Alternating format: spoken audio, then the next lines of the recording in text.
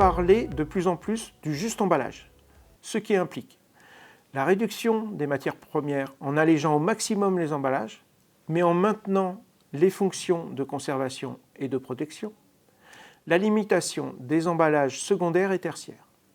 De plus, les mono-emballages plastiques recyclables sont favorisés.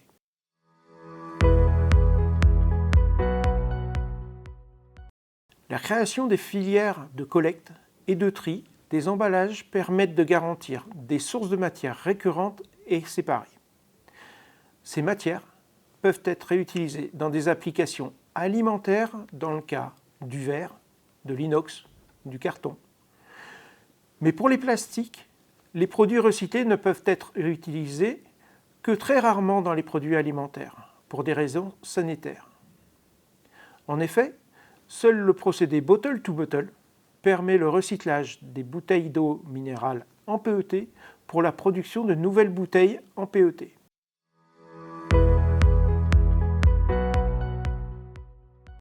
La création des filières de recyclage permet de séparer les différents matériaux, tels que les plastiques en polyéthylène, en polypropylène, rigides ou souples. Ces matériaux peuvent être réintégrés à des procédés industriels d'autres domaines, dans l'automobile, le bâtiment, les jouets.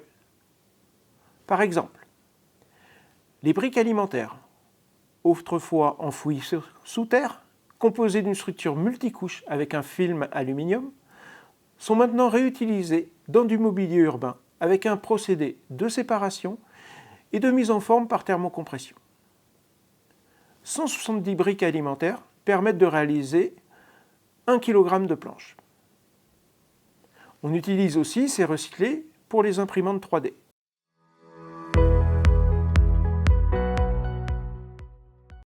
La réglementation pousse fortement vers la réduction des emballages, la réduction en poids, le réemploi et le 100% recyclé.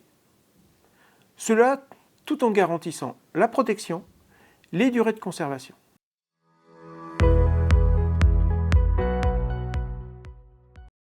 Des débats ont lieu sur nos capacités à dynamiser le 100% recyclage en améliorant la collecte des emballages. Cela peut peut-être passer par la consigne des métaux, canettes, boîtes et des plastiques. C'est une étape qui peut être considérée comme clé dans le réemploi. En Allemagne, la collecte est très importante, tant pour les bouteilles en verre, en plastique, que pour des nouveaux matériaux.